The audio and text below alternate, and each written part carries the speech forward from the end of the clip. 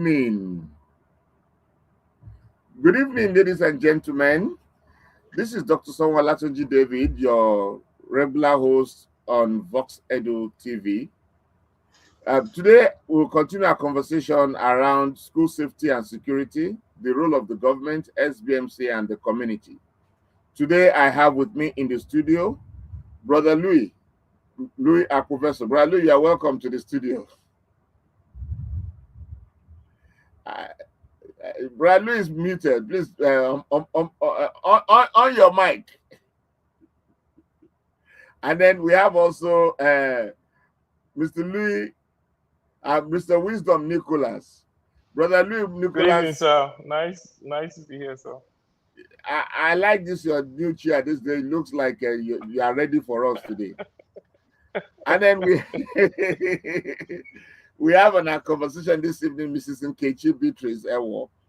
Mrs. Ewo, you are welcome to this conversation this evening. It's good evening, sir. Good evening. It's nice to hear. Good. Oh, thank you. So we have been looking at the school safety. Is our school safe? Are our children actually learning in a safe environment? Every child deserves to learn in an environment of safety. However, we find out that in the past 12 years, over 300 incidences of school kidnapping has taken place in Nigeria. And we are beginning to interrogate this conversation. Where exactly is the problem? Who is at fault? It is easy to lay the blame on the doorstep of the federal government. But I think it is lazy thinking to think that a man that lives in Aso Villa should be responsible for the things that happen in my village.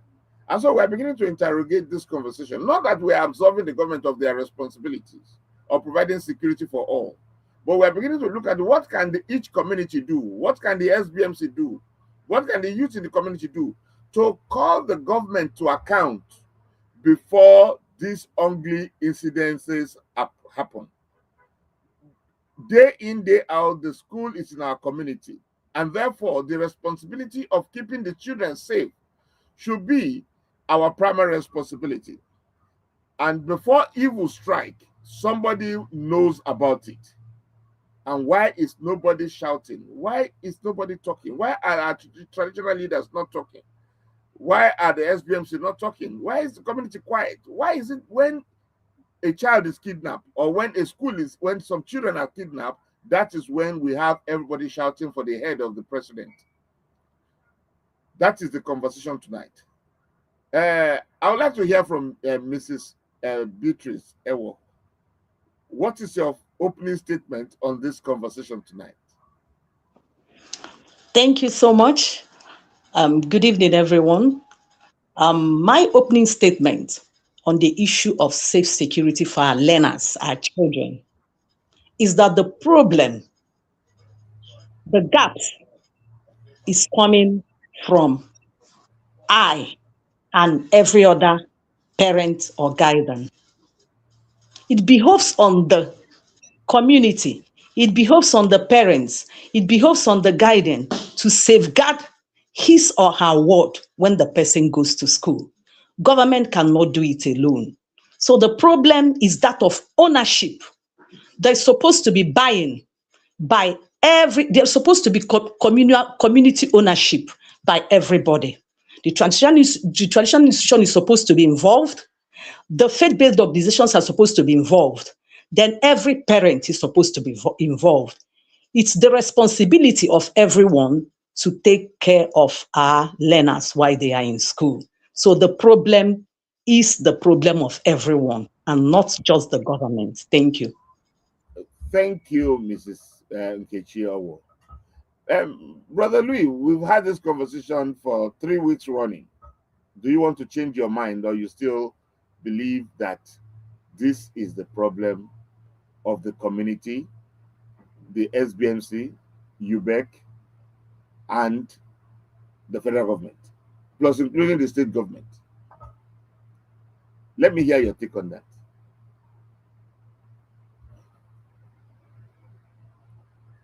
Brother Louis, you are unmute your mic.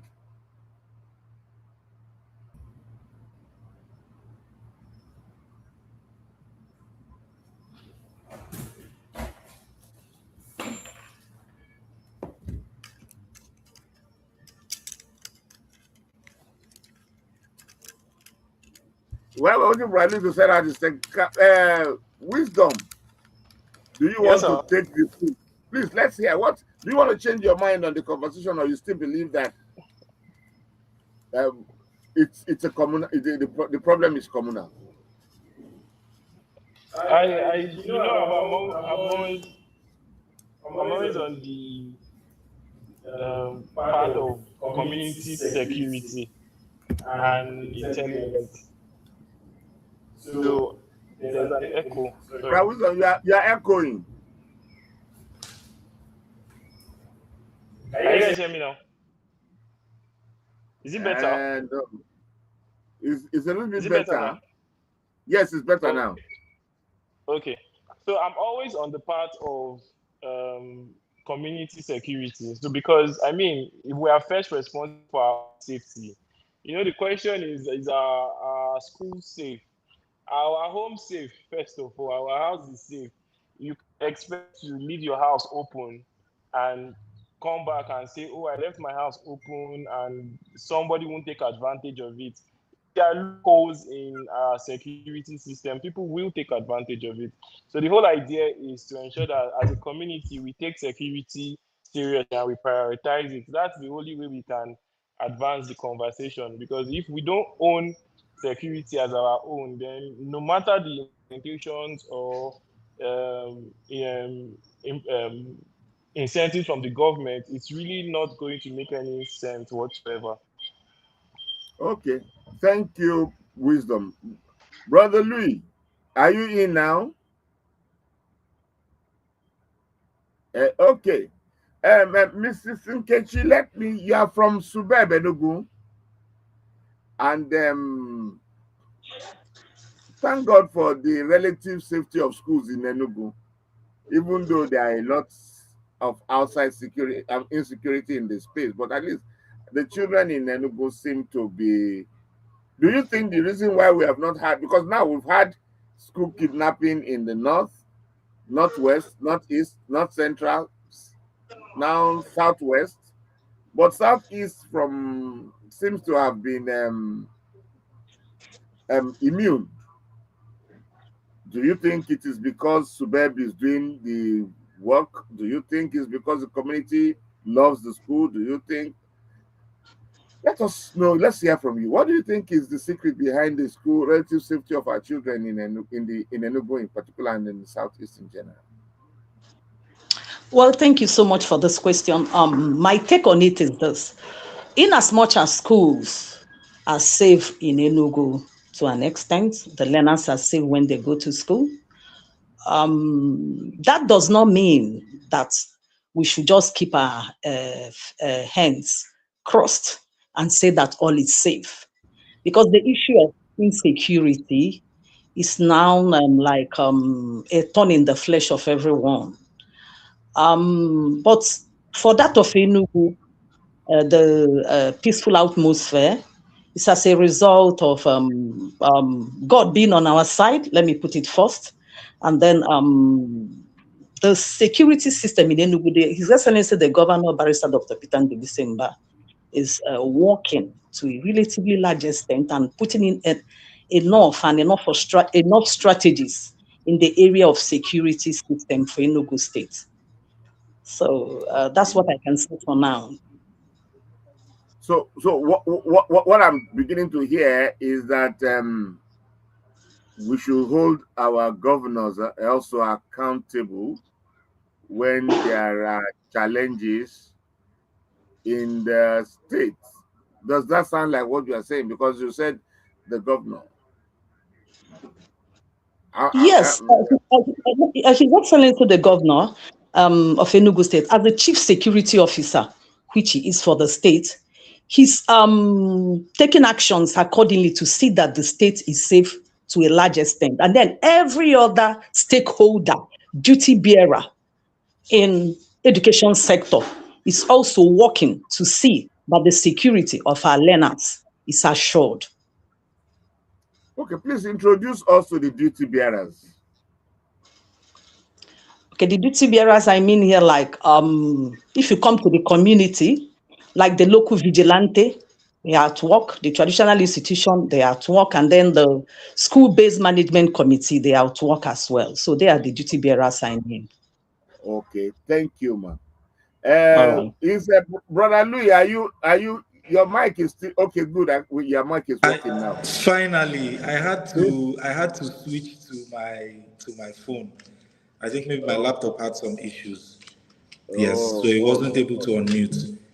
oh, okay. Anyway, you are Yes. welcome back. Thank you so much, Now, sir. uh, Mrs. Ewo is introducing a new conversation here. Vigilante. We've not been mentioning them. So what? Yes, the local vigilantes. The local vigilante. So what? I mean, those are non-state actors in security. So what is your take on that? Let's bring them into the conversation. The local vigilante.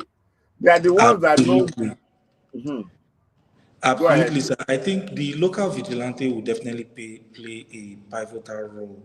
And this is mainly because, in my own perspective, the local vigilante are local. So when it comes to information gathering, when it comes to knowledge of the area, when it comes to these are some of the roles that they play that it will take a little bit of time for forces deployed from federal to come and extract that information. If we have the local vigilante, let's say someone from the local vigilante, maybe the head or a key person there, as part of the SBMC, you can then begin to see how that relationship can work. And then we're in a situation where we have timely information to make sure that things like these don't happen. So for me, I think it's very key, and I think it's also key for them to be part of the process so that they can understand, they can establish the needs for keeping the school safe, and then also they can understand the reason why they have to do it. So 100% for me, I think it's such a pivotal introduction to the conversation. So wisdom. Can I ask you how? I mean, something must always rest on something. And therefore, if you are going to bring local vigilante into the conversation, they will need a structure to rest on. Because otherwise, they could be called busybody. Now, I mean, who call you to the master? Who call you to the business? Are you SBMC? Are you police? Which is your own?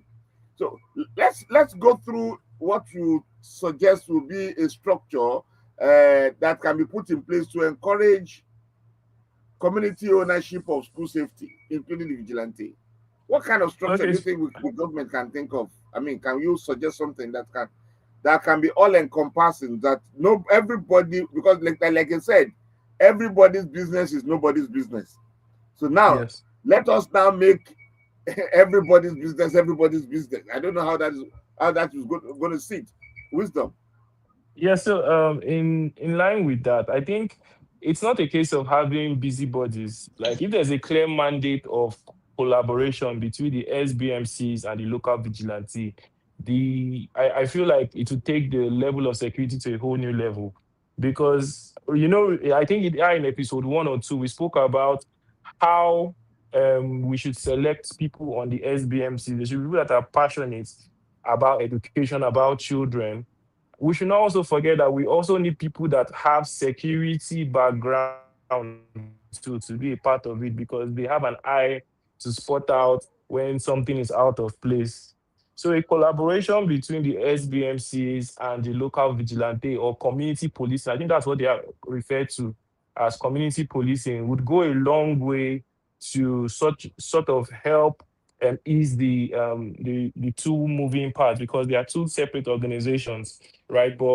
And this ties it back to one of our key fractures in security as a nation, is the lack of interagency collaboration. Everybody's working in silos.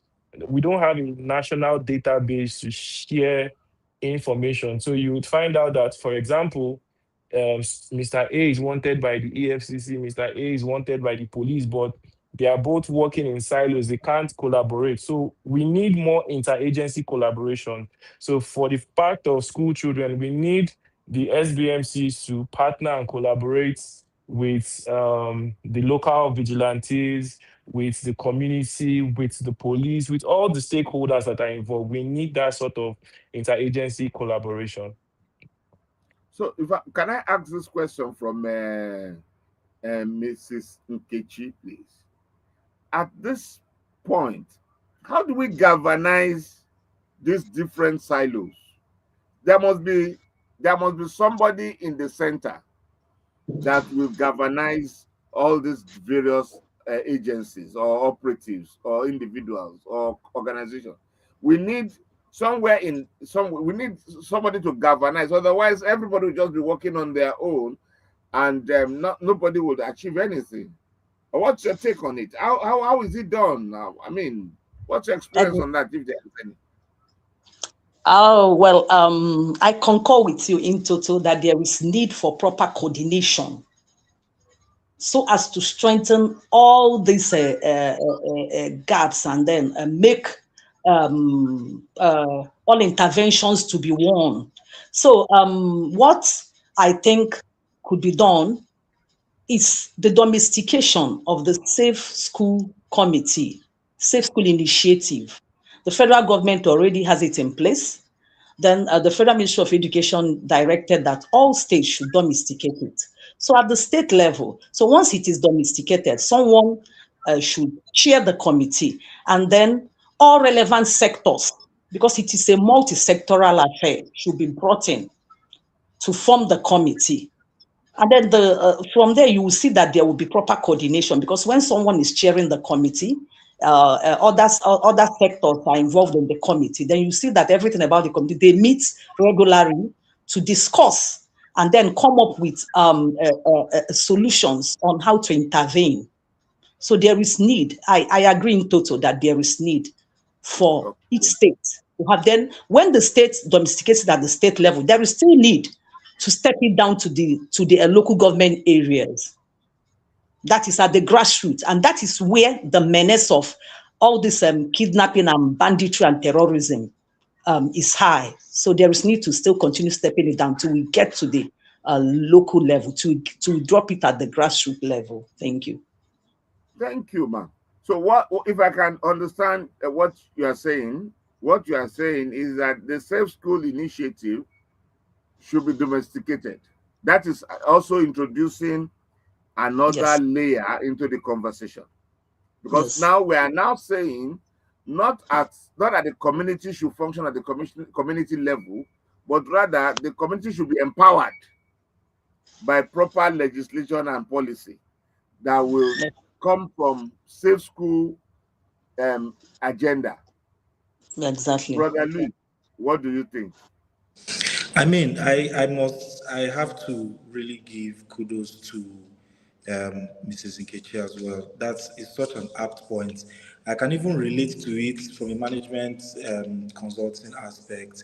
Look at what is going on in the power sector now. If individuals had the ability 10 years, 15 years ago, by individuals, I mean private sector, standalone investors, could establish 5 megawatts worth of generation capacity, transmission, and distribution. If they had that capacity before now, private sector is even far. States, if the states had the individual capacity to do so, you would have seen states like maybe Calabar, for instance, who I know had that intention, already generating their electricity and moving on, because that key piece of legislature has empowered them to go ahead to do what they already want to do. In the previous episode, we spoke about people that are passionate being part of the SBMC. If we can have that key piece of legislature, like Mr. Kechi is saying, that empowers the local government to say, based on, our need to secure these schools under XYZ architecture in partnership with the state, you can ensure that you can do XYZ things, starting from the most mundane things like fencing, perimeter lawn clearing, all the normal things that should be there, all the way down to whatever security architecture can be incorporated into the conversation that I may not be able to, freely say here. But the point would be, give them the ability, or give them that restricted freeway, an oxymoron of sorts, to take this thing into their hands. All of these situations are local. Politics is local, as well as keeping our children safe, also very local as well. One community is going to be more passionate than the other. They should be able to have the legislature to back them to execute what they need to execute. So I 100% agree with what Mr. Nkechi is saying. So if I get you right, and I understand what Mrs. Nkechi Ewo is saying, what we're saying is that the government, who is responsible for putting in place policies, still has a lot to do in making sure that the school is safe, because it is possible that there is a lacuna and everybody is saying that it's not my job, it's not my responsibility. But my take then there is that if SBMC has this responsibility, either to, because it's one of their roles, looking for a safe school committee now to be set up, will it not be duplicating responsibility? Will we not be guilty of setting up too many agencies within the same space? Nicholas, please interrogate this conversation. Let's see. Does it, I mean, how do you see it? Brother Nicholas. Oh, okay. I will not. Brother Nicholas, where is he? I think he might be having network technical issues. glitches. Yes, it's the rain that fell today. Okay, he's Yes. back. But Brother Nicholas, did you hear my question? Oh, it's looking. Is this a clone or the real Nicholas? Anyway, Mrs. Nkechi, do you want to speak to that, please, Mrs. Ewo?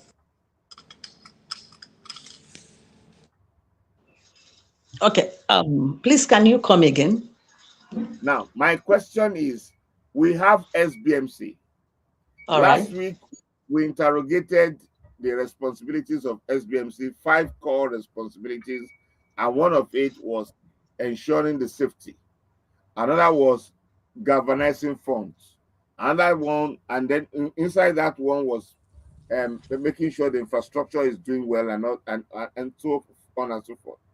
Now, and then at that meeting, at that conversation, we said, we need to get the SBMC working. And our guest, who is also with Subeb, said the SBMC is not even constituted in so many schools. Interestingly, I think it's from Abia. SBMC is not even constituted in so many schools. And we concluded one of the major takeaway was that Subeb should ensure that SBMC is constituted in every school, such that we can hold them accountable for the safety of our children.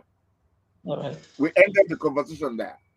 Today, we are bringing in another leg, that indeed there is a group that is called school safety. And that should also be domesticated. I'm not asking the question. I agree absolutely that security, you can never overbeat it. Yeah. All hands must be on deck. No effort is too much. But I'm asking the question, will it not go the same way of SBMC? Okay. Okay, thank you. No, it will not. Remember, the Safe School Initiative Multi-Sectoral Committee involves a lot of stakeholders. Yes, the SBMC is doing something in terms of security. The civil defense is doing something in terms of security. The local vigilante forest guard, they are doing something in terms of security. The government is as well doing something.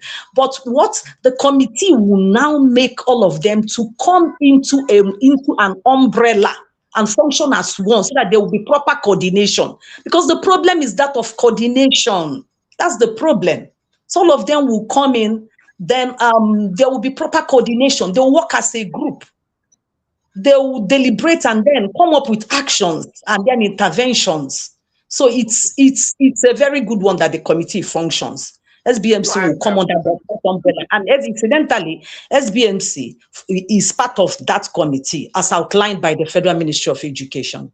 Okay, SBMC will function under the safe school, not that the safe school will function under the SBMC. Exactly. Wow. Even the civil defense, even the DSS, a lot of people involved in that committee. Nicholas, can you hear that?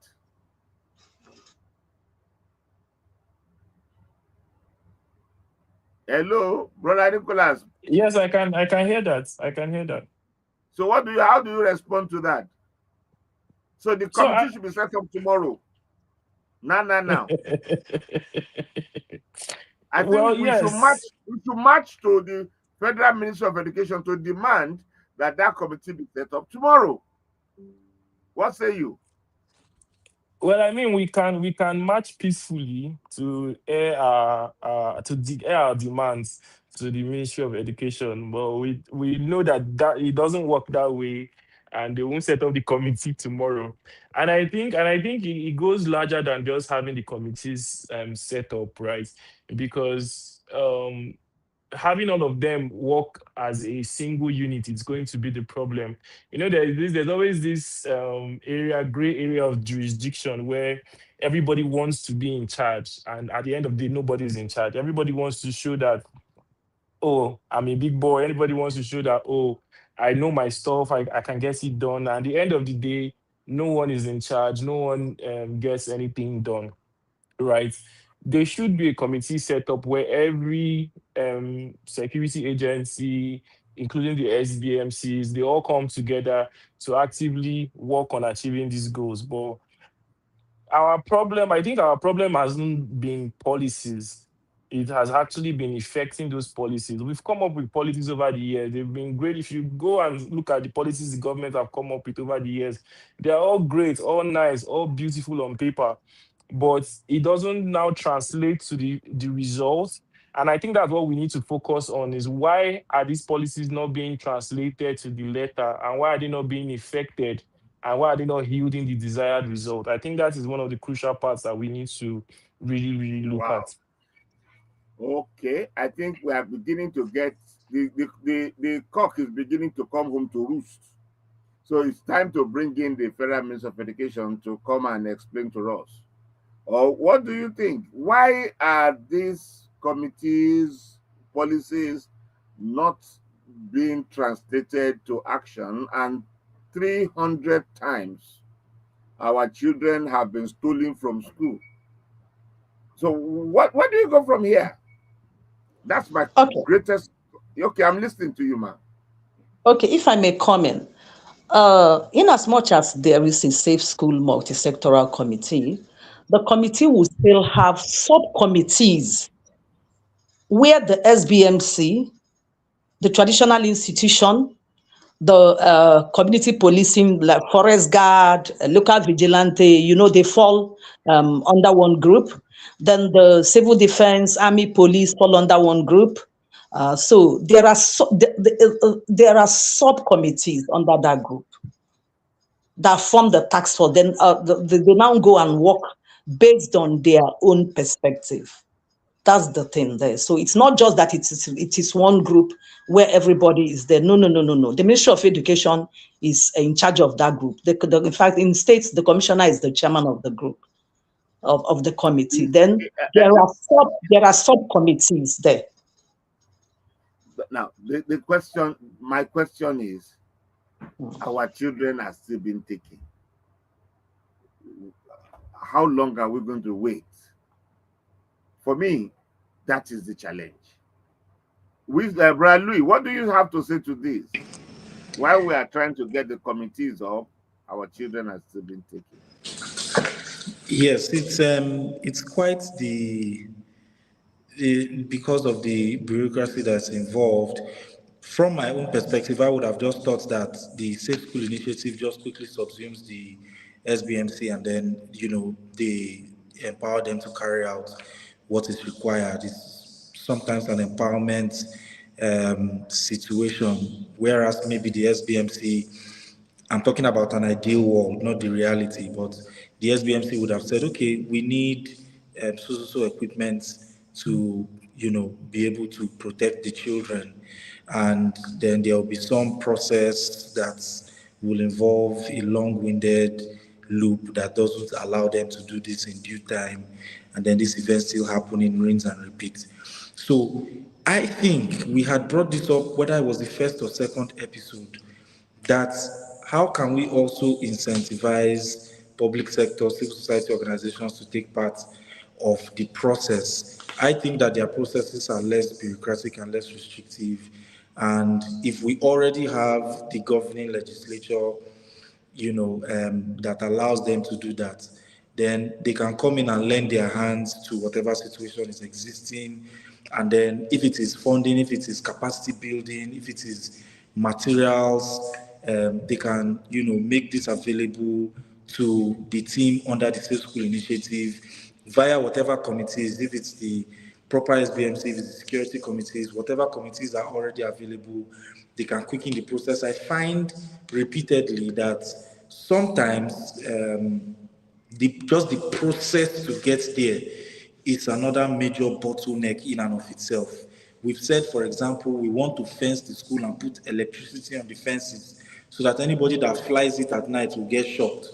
Now, that process from procurement of the fences down to digging to the process, the bureaucratic process can, in my own opinion, be a little long-winded, But if it was then given to a civil society organization, between a couple of days or a couple of weeks, they're able to establish people on the ground, and that's much faster compared to government. But it's good that we're having the conversation. I don't have monopoly of best ideas, so sir, I will just follow you to re-ask the question. The children are still, being taken. What can we do? We have the SBMC, we have this other one. What again can we do? Okay, so Mrs. I'm coming to you, Mrs. Ewo. All right. I'm just worried. The bureaucracy. Where does this leave? I mean, there are two issues here now. There are the bureaucrats that practices bureaucracy, and there are the communities that owns the children. Good. Now, while we are still waiting for bureaucracy, my child is taken away. And I'm wondering, so how do you think we can manage this so that we don't have another episode in our hand of some schools' children taken away? Please. All right. Okay, thank you. If I got you right, I think what you mean is immediate practical solutions that can be done at the community level to ensure the safety of our children and learners while they are in school. Well, what can be done immediately is, like I've said it earlier, there is need for community ownership. We must owe the safety of our children. The parents there, the traditional institution, the faith-based organizations, the SBMC, the president generals, the town union executives, all hands should be on deck. And what are they supposed to do? Like, as a community, they're supposed to be clearing bushes. At least clearing of bushes to ensure it's going to be a communal effort. It's not easy. It's all about teamwork and collaboration. And then there is need to post vigilantes, local vigilantes, the community, they organize it, the PGs, the town union executives. They should nominate vigilantes and then give them charge to ensure that our children are secured while in school, during the school hours. And then like motorbike or kada should be banned by the community, the PGs, the town union executive, during school hours. They should not operate during school hours. Because in every community, they know themselves. So when they see strangers, they know. So all these things should be done. And then again, there is need to have or nominate safeguarding officers. The community, there is need to form a team, and it's going to be a volunteer work. The community should start it first. It's going to be a volunteer work, like auxiliary volunteer workers. They select the market women, the women group.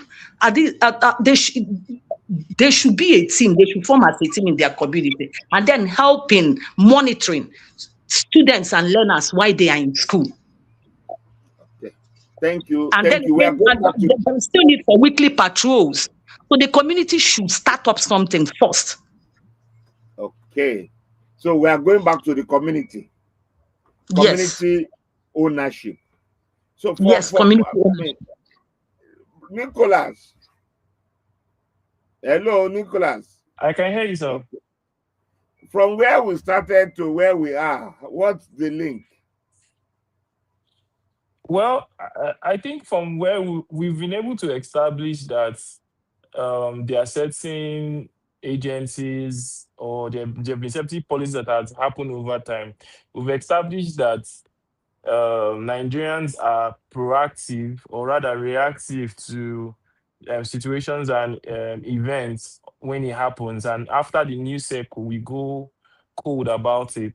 And I feel like that is also one of the reasons why implementation becomes a problem, because we don't have enough being said about this particular thing. So after the news dies down or after the news cycle goes around, everybody goes back to business as usual, right? So I think if we really want to see change, if we really want to see these things being implemented, we don't have to stop talking about it. It has to be continuous talking about it, continuous seeking for answers, holding the SBMCs accountable, holding the civil society, and let the civil societies go about it. Because, like we said earlier, a lot of people don't even know about the SBMCs. A lot of people don't even know that there are policies that have been made in place to make sure that these things don't happen. A lot of people don't even know that there are funds available to schools to ensure that they have perimeter fencing and all of these things.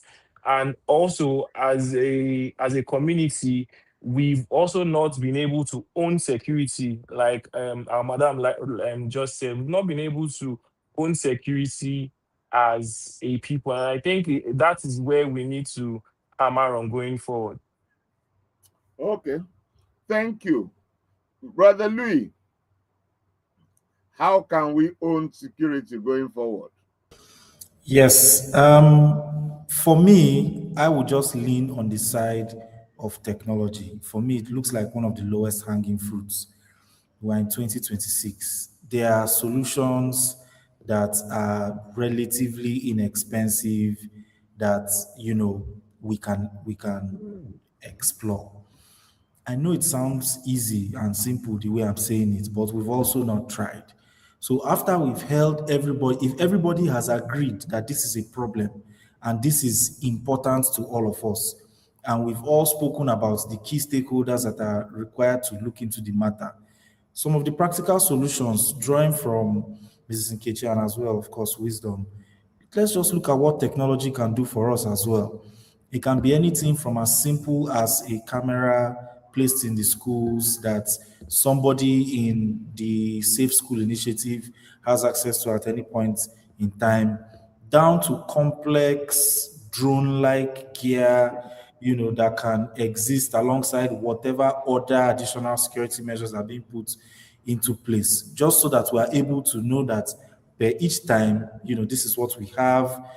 We can see something coming from far, and we can then know how to attack it. So introducing technology into the conversation, I think, is one of those quick win game changers that we can apply and then make some headway. Thank you. Mrs. Awo, what do you think will hold SUBEB from embracing technology in school? Well, the idea of technology is a very good one, but issue of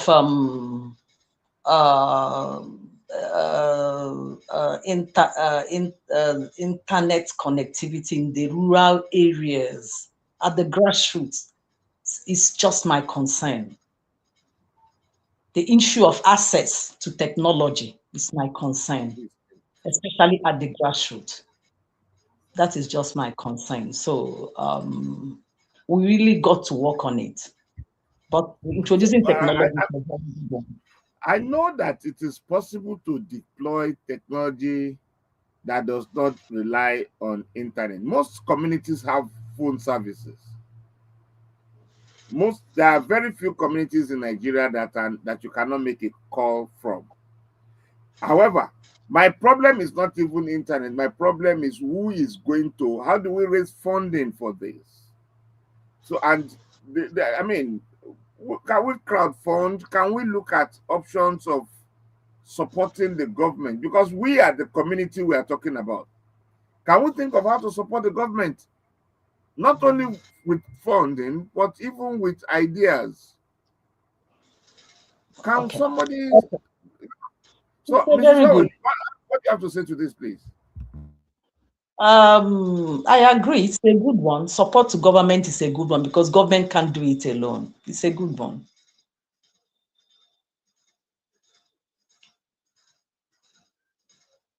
Joining the conversation.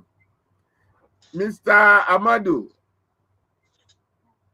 He has gone out. Oh, okay. He just jumped in and jumped out. Okay. We expect him to come back inside when he's... Anyway, so I'm Brother Louis, what do you think? Can we... I mean, I know that there are technologies that you need to deploy without internet. Once there's a phone service somewhere, I know that you can deploy technology. I mean, phone is technology enough.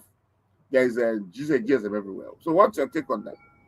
Absolutely. In fact, from the days of Turaya phones, satellite phones, and this was when I was really young, I'm talking about maybe up to almost 2 decades ago, this exists. And I'm so happy that Mrs. Nkechi also agrees that this is also something that can be looked at. You made a very important point about the funding, which is where, again, I think civil society organizations, and I know the last episode we spoke about the big men in the community, but that's just a classification for people that are interested, that have some resources that they are willing, to contribute. It may not, it's not that we are pressing their neck and saying you must bring it, but everybody is concerned about it. I think that the technology already exists. I think the technology has existed for decades now. Is more around maybe the funding side and the political will, but not political will from the sense of politics or from political will from an organization standpoint. We in the community, we need to have the political will to organize ourselves to say this is what we want to achieve. And there's something that you say, sir, and I've heard several people say, once you start, people will come. If you've started to say that this is what we want to do, we want to put cameras across these key points in our community that tells us when people have come into the community and when people are leaving so that we can protect our children. If you started it, people will come. We're over 200 million people, and I feel that every project will get the required support. But that organization, from a political will standpoint, from the community, is part of it. And just to close off, I would say, if there's no water in your house, sooner or later you're going to drill a borehole. In Port Harcourt, where I grew up, is when I came to Abuja that I started hearing about water board. In Port Harcourt, you will drill your borehole. As you are building your land, you've already budgeted some money to drill the borehole. Nobody's going to wait for water board because it's alien. And now in Abuja, albeit more expensive, areas that have experienced increased, water seizure episodes are now thinking of coming together to drill. So if we can come together to drill borehole, because we know that if you don't have water, you can't bathe, you can't eat. We need to also raise that level of need for the children as well, to say we need these children to go to school and be educated for them to survive.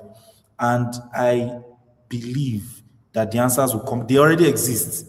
So the answers will become more apparent, not that they will even come out. So definitely technology is the way to go. Wisdom, where do we go from here? Well, I think we're already heading there, and enough has been said about technology because, I mean, technology is technology is the backbone of everything, and one of the most important part of technology we should focus on is communication, right? So a clear line of communication between the local vigilante, local organizing committee, the SBMCs. So there's a chain of command to, if we see something, we should say something. Where do we say that to? Who do we report to? Who do we talk to? I think a clear line of communication needs to be established. I already know that we have an emergency number. I think it's 112 or 122, right?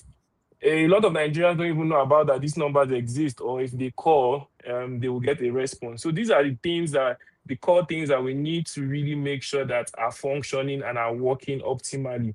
Because without adequate communication, if we see a group of terrorists or bandits heading towards a school, by standing on the road and shouting alone, help would not come, right? So we need to be able to know where to channel this information to, and we also need to know that when information is passed across, there are people there that are assigned to respond to them adequately. Okay, thank you.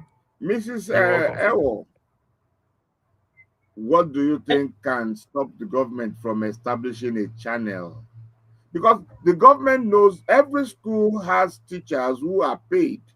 That means you can track every school to the last mile, because there are people there earning salaries. So it's not, we can't say we don't know where the schools are.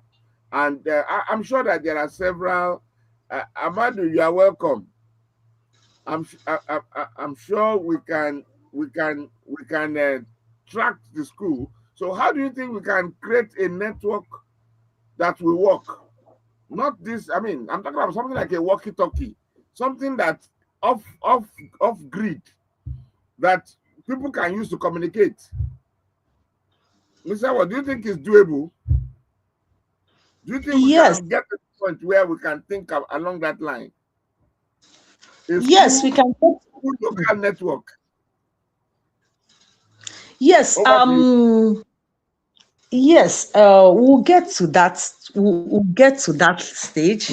But for now, what is needed for easy communication, especially at the communal level, is maybe making use of traditional means of communication, like the town criers. They assist in creating the awareness and then sensitizing the local populace on the need for security to our learners while they are in school.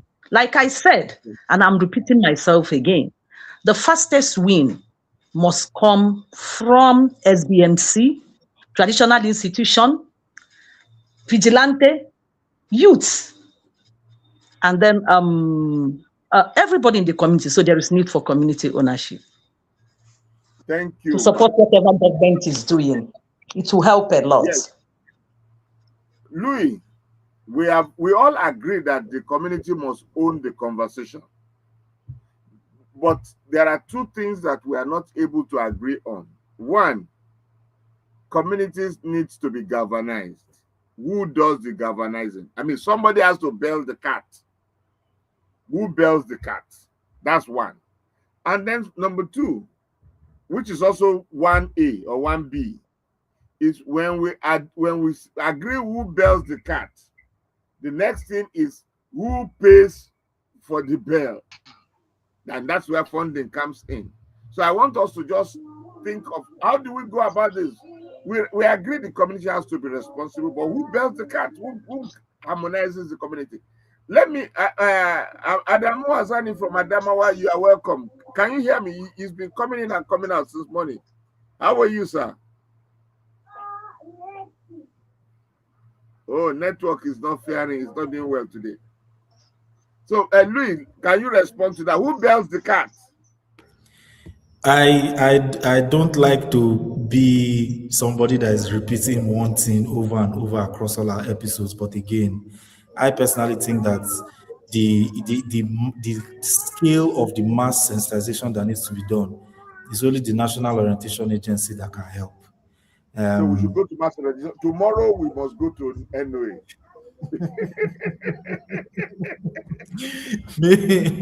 So I think that if they can do part of what is on their mandate, which is guide the nation towards the narrative that the president or whoever has set, that should then include, things like this. And what Mrs. Kechi said was very key because people that stay in the community probably already expect a particular way of being communicated to, which is why we cannot discount things like the town crying, etc. So for they already have a way that they are communicated to on a daily basis, But the first line of action I would say would be that the National Orientation Agency, they need to orient us.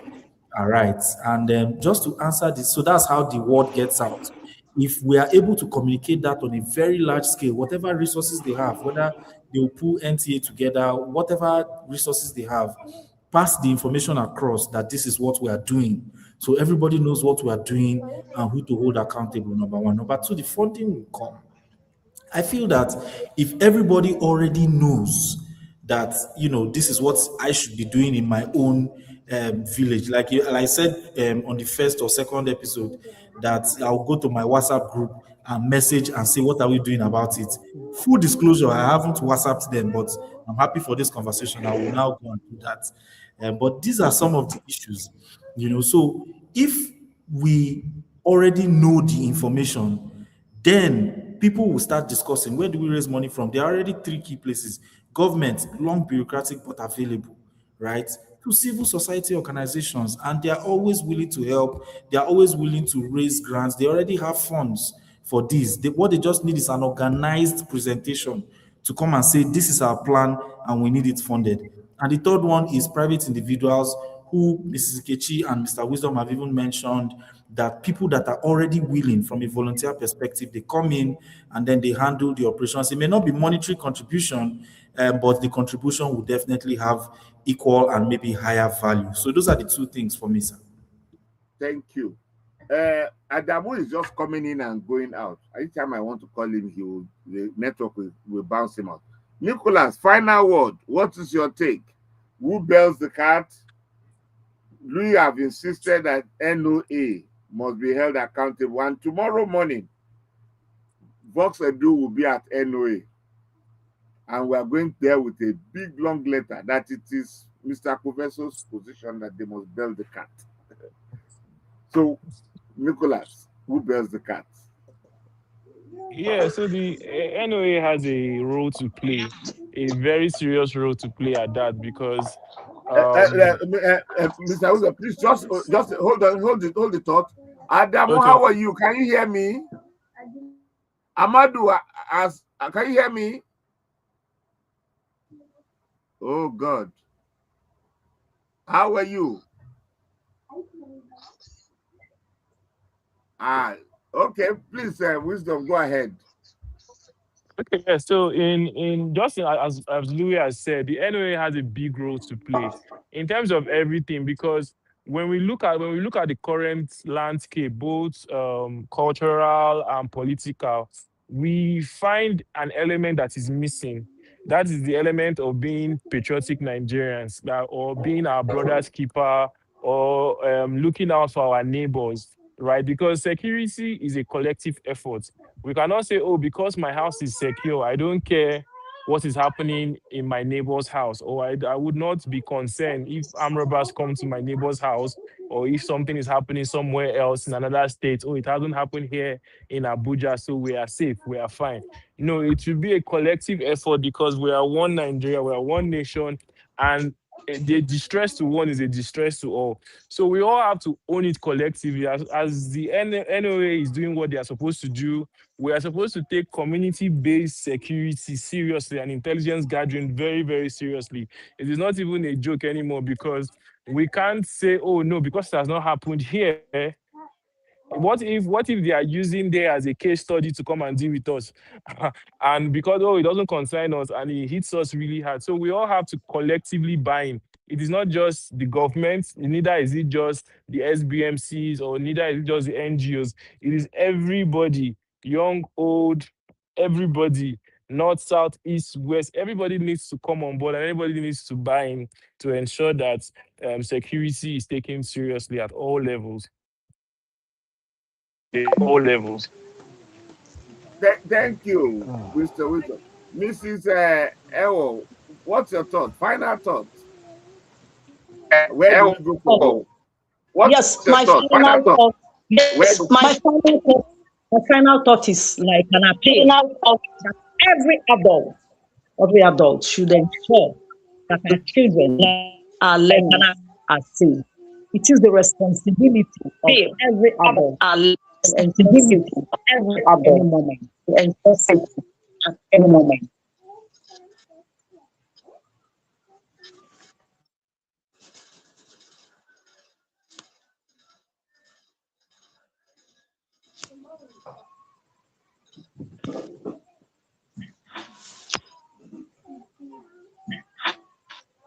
Hello, did you get me? Oh, I'm sorry. I said you didn't mention NOA, so that I will know whose names I will mention when I get to NOA tomorrow. All right, yes, okay. NOA, the National Orientation Agency. Yes, they have a role to play at the national level. Yes, they at the national level. Yes, in terms of publicity, sensitization, and awareness creation. Okay, that works. Okay, that works. Mr. Hamadu. Mr. Hamadu. Yes, sir. Good. It's good to have you on. Hello. Finally. Can you hear me? It's good to have you on. Finally. Thank you, sir. So good afternoon, sir. Good evening. So what is your take?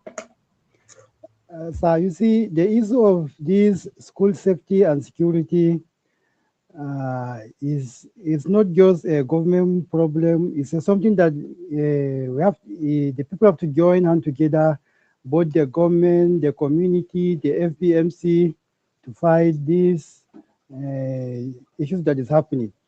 Because when we rely on government to do all these things, I don't think we are even doing justice to ourselves, because the numbers of schools we have, I don't think the government, even though they are capable of doing it, but they are not ready to do it, to provide the securities,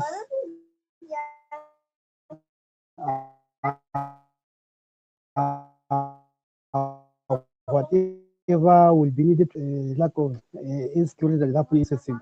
So we need to collaborate hand in hand. That's the SBMC and the communities. The host community should hold responsibility, provide the volunteer security that will guard the school. Whether, you see, for instance, I will talk about the school or my community where I live. We have one school there.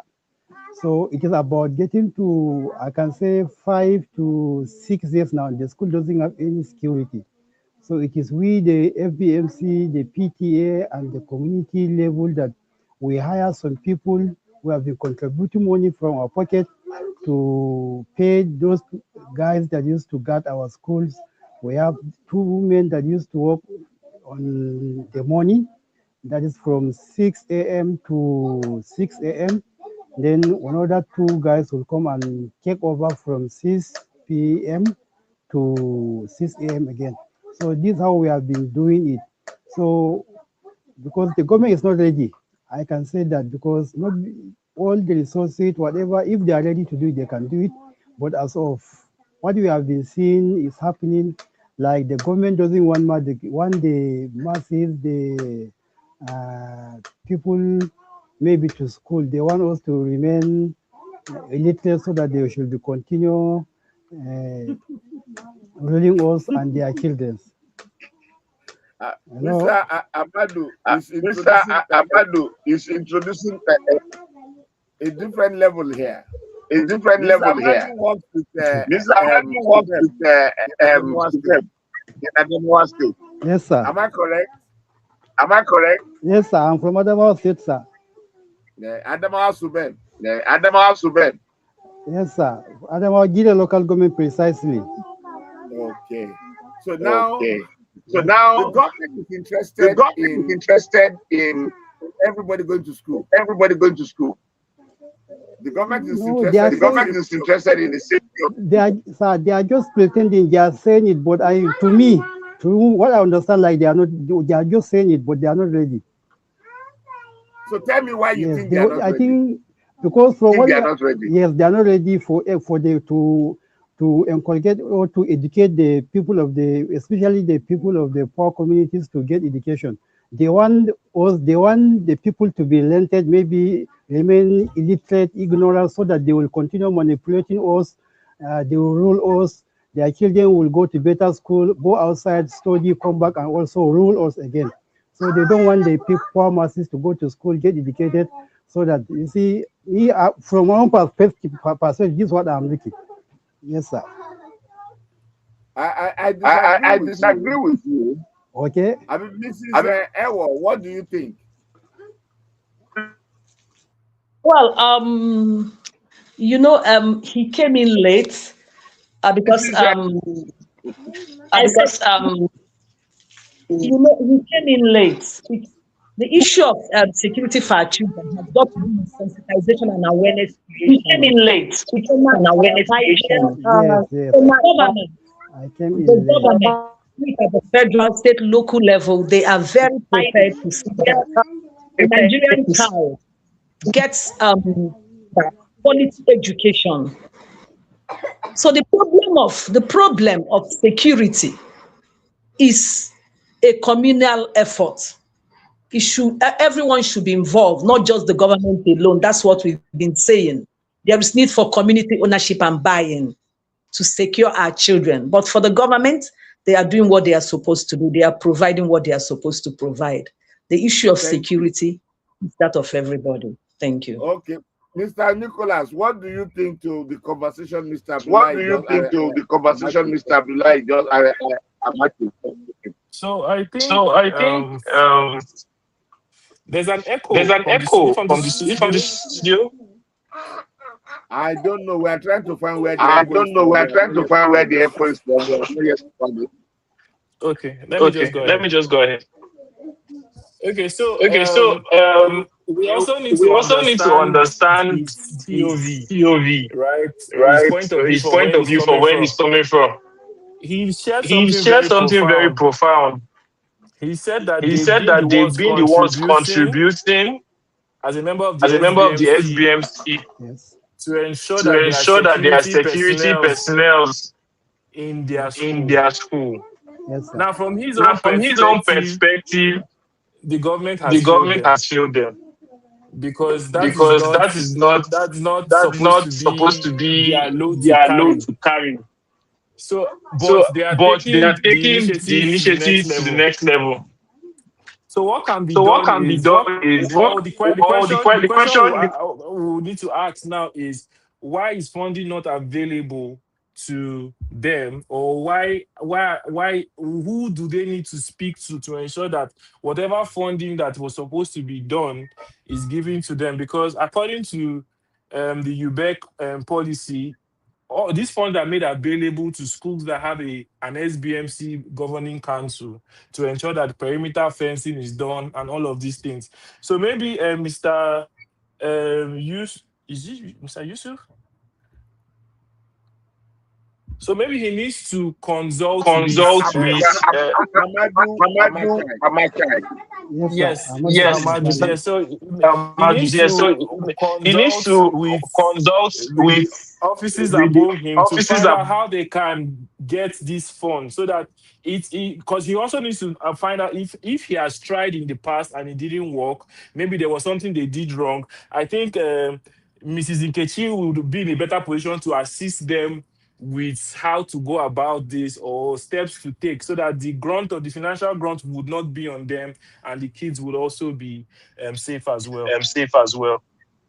Okay, Brother Louis, Okay, Brother Louis. what do you have to say to what the conversation Amadu has just brought into this? It's I think that it's a POV that is a point of view that is valid. These are lived realities. Ms. Nkechi and Wisdom have already said almost everything there is to say on it. So it's a lived reality, it's a valid feeling, it's what people are going through. and it might be nice to, come around to some of the things that we've already said. More better communication of where we are going to, assistance with getting help from civil society organizations, getting help from private individuals, which in their case they are already doing from the private individual side. So it's valid in my own perspective. Okay. One major takeaway from this conversation always is that we will be able to educate, because what we wanted NOA to do, or what we want NOA to do, is to educate the community that the government is not against them when it comes to school. And therefore, my brother's position is good for this program. Two things I'm going to take away from this. I'm going to engage him after this meeting, and I'm going to send our Axis representative in Adamawa State to engage him going further, to interrogate why does he hold this opinion, because I'm sure the government is interested, or rather the law says the government is interested in every child going to school. Education for all, that is the mantra of SUBEB and of UBEC. Sure. And so the issue of the government not wanting some people to go to school, I'm sure shouldn't arise in year 2026. However, like what we have been saying, the community may be not aware, not ignorant now, not aware of how to get the best for their community from the available intervention, or from available funding, or from available provisions. And one of the takeaway of Vox Edu TV is to educate every community in Nigeria to know what is available and to know how to assess what is available. And therefore, I feel very happy and delighted to have him on stage and to have expressed what he had expressed. And I'm sure that is not a private and personal opinion. It is the opinion of millions of Nigerians. And our role and our responsibility is to educate them all. Mr. Amadu. Hello, sir. Hello, Mr. Amadu. Hello. I can't hear you.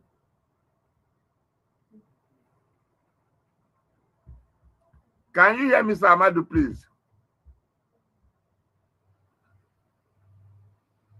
Can somebody hear Mr. Amadu? I can't hear. Oh, his mic is muted. Okay, so I will call him after this meeting. Thank you so much for your time. For your time. We have been here for 1 hour. The takeaway is that we should get the national agency to do their due diligence. And therefore, Vox Edu TV is going to be writing them tomorrow. And then on our next episode, I will show you the evidence of the conversation, and I'll also tell you what they are saying. So we are not only going to be talking, we are also going to be doing interrogation and investigating what it is that we feel. Vox Edu TV will also be writing to UBEC, sorry, not SUBEB. We'll also be writing to UBEC on some of the takeaway, and we'll be sharing some of these clips with the Director Social Mobilization of UBEC to know what the community thinks about what the services they are rendering. After 1 month, that is 4 episodes, we intend to bring the Chairman House Committee on Basic Education to the stage, and we will be interrogating him based on the conversations we've had in the last 4 episodes. That is, this is the 3rd one in 4 episodes. So 1 more episode, and he will be on the hot seat. The community must know what the leaders are doing in education.